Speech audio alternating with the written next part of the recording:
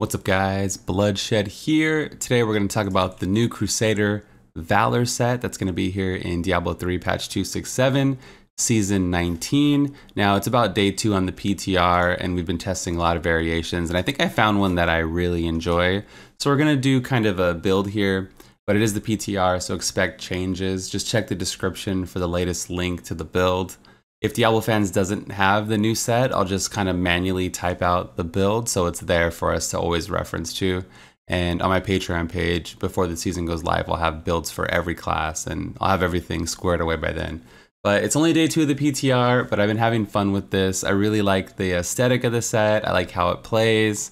I like everything about it except for the damage, which is easily tuned, right? It is a PTR after all, so things can easily get dialed up a notch and make it a little bit more viable.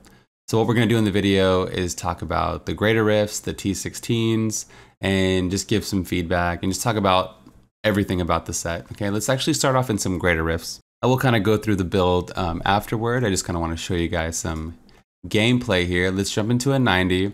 As you can see, I have less than 8,000 main stat and only 800 Paragon was used in the making of this video.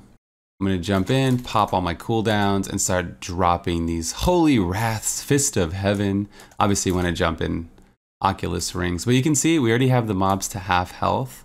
Want to get out of there, don't take damage. You're really tanky when you have Laws of Valor and Iron Skin up, but when they're not up, you have to be a little bit careful.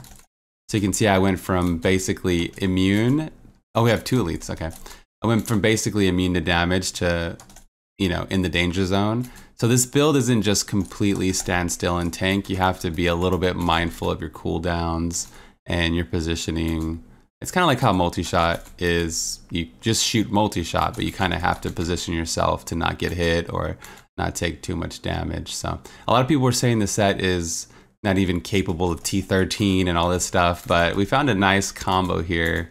And I really, like I said, I enjoy the playstyle. It's kind of unique looking to what we have in the game. It might be in a group, it might be a little too much visual noise. But I think they did work on the spell effects in the past, so I don't know. We'll see how it goes with that regard. But this set's badass. It looks badass. It plays super cool, and it's a unique play style, and I like it. I think it's a good addition to the game. I mean, you can see our progression here, right?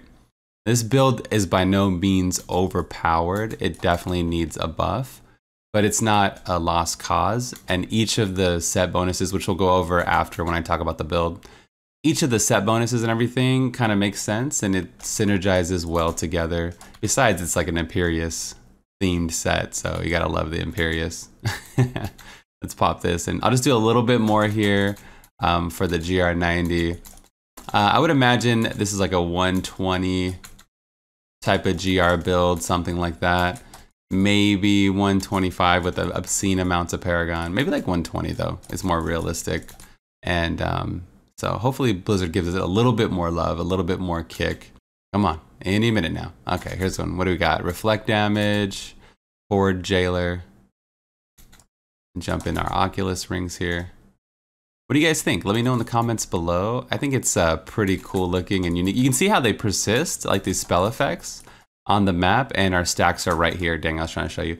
Our stacks are in the bottom left corner, and you can see them staying on the battlefield. So if you just cast it one time, it's constantly ticking, right?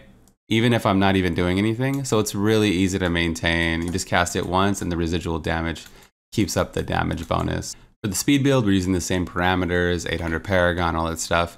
I did like to use Squirts though, and I used Molten to block it. So let's jump into like a T16 equivalent here. We'll just do T16. I like to do GR75 just because the layout's better. But yeah, we'll make sure we do a T16 to give you a perfect idea of what it's like. So it's like the same concept as the other build. Oh wow, wrong button. Okay, you just drop Fist of Heavens down on your enemies, right? So you'd be just casting. You can see you basically one shot.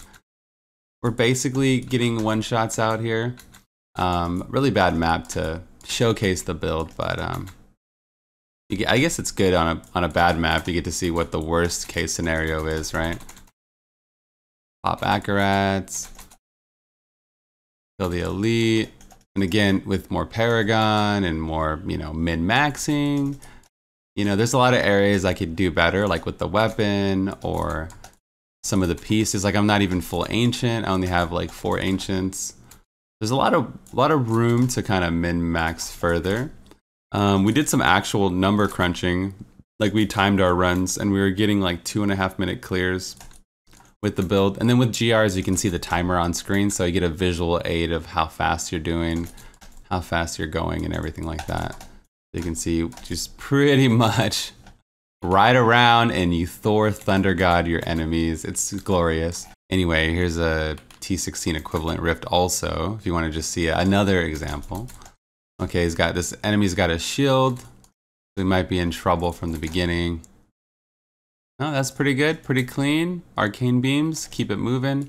But yeah, with the greater rift timer, I guess it gives you a visual aid compared to other classes that you've seen in terms of progression. And that's one reason why I like it too when I do videos. But I can pretty much play this all day. You just ride around and drop your Zeus bolts down on everything. Keep up Akarat's Awakening. Zip zap. Good night. Wait, where's my globes? Oh, he's in the other room, dude. What are you doing over there? Keep up FNR. I like FNR with the build a lot. I've been switching out the runes too. I'm using Gogok currently with the speed build. I'm always gonna tweak it and try to find, the best version or something that's easy to play, chill to play. Cause we grind for hours and hours doing rifts. So always trying to find the chill builds. But you can see, we're actually crushing progression. Your single target is good because you have Stricken in the push build. And in speed build, it doesn't really matter. You don't need that much. So yeah, we're using Condemn Vacuum to suck the enemies in, and it procs Strong Arms to get 30% more damage with that. The Dark Light got buffed up to 250% damage. I'd probably want life on hit, damage percent, and cooldown or attack speed would be a good third stat to have. Akarat's Awakening gives us cooldown. What that does is it allows us to keep up Akarat's Champion a lot easier. And then I'm using Rally with the Khan's Addendum. A Khan's Addendum gives you the Embodiment of Power rune, which gives us more resource, it gives us Profit, is an extra cheat death, and then Rally lowers our cooldown of other abilities. So we have Iron Skin and Laws of Valor up. When I pop Laws of Valor, it gives us damage reduction because it lowers the cost of all of our skills and abilities. And that's affected by the Captain set. So that's one reason why these are both defensive cooldowns. That's why I like these really good. Like you get some crazy, look at this. You pop it and then boom, it goes to 89. So these makes you really tanky. And then of course it gives us more resource. Check out the resource. We spend like no resource. So, and then that's not even with this. Like I'll pop all 3 and just show you. So you pop this, it gives us 10 resource per, and then this gives us a negative 50, right? 50 reduce cost resource, sorry. Anyway, you push the buttons and look, we have like infinite, damn near infinite resource. You could even use Aquila if you can fit it. So it's really good. So I try to play around these 2 cooldowns and you can see how fast they're up, right? So then you can kind of weave in and out of mobs. It's kind of like with Condemn, you're dragging. And with this build, you don't have to play range. You can play close because you're almost damn near invincible with Iron Skin and Laws of Valor. And like I said, if I had life on hit on my weapon, that would also give me just crazy survivability. So this build, contrary to popular belief, just isn't a ranged build. Yeah, I'd say it's mid-range at best. You can always pony to all the Oculus rings. On hardcore, you might drop Convention for Unity or whatever, but that's kind of how everything works together. The 2-piece, you have a chance to get an extra Fist of Heavens. That's self-explanatory. The 4-piece, you have your damage reduction, which we talked about is really easy to keep up because of the way the spell mechanic works. And then the 6-piece just gives you more damage. So feedback for the build. All right, so you kind of know how it plays. You see where the power level is at. I'd put it at about a 120 build. It's about as strong as like maybe Firebat, Witch Doctor, kind of in that territory. A lot of people are saying they should add more Fist of Heaven damage to other items. And I say, please, Blizzard, don't do that. because we don't need to carry more items. We want freedom. We don't want to be, you know, shackled to these another item and another item, right? I want the freedom. So just buff the existing items that we have. We have the cassette tape player right here, Cassette's Cord of Righteousness. Currently, it gives you 170% damage bonus. I would probably bump that up to 500. It's more in line with other multipliers like, you know, Hoda bracers and things of that nature give 500. And the Fist of Heavens costs 40% less wrath. I would bump that to 60% reduced wrath. That way I don't have to focus so much on wrath.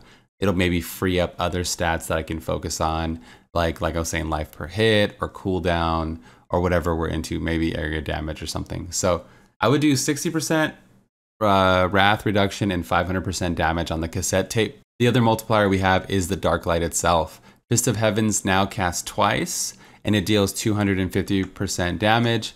I probably wouldn't go more than 500% damage on this item, but it doesn't need that much help. Like maybe 500 on the weapon, 500 on the armor piece, you know, on the belt. And I think we're good to go. A little bit more damage reduction. You can see that the build is functional. It's fun to me. It's visually appealing. I like riding around and playing around these two huge cooldowns. Makes us really bulky. And then of course we have another cheat death from Akan's Addendum.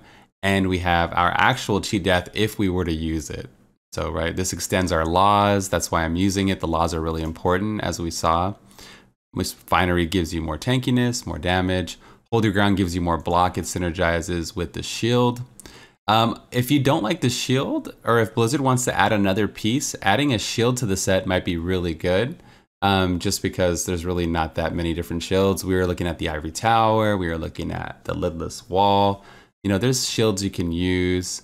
But again, I just want freedom. So I would just, yeah, always more pieces if possible.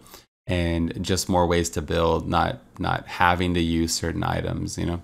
Fervor gives us cooldown for Captain Crimson and all of our abilities in general. Attack speed's always good. I use Steel Skin because we get extra duration, but there's other good runes you could experiment with.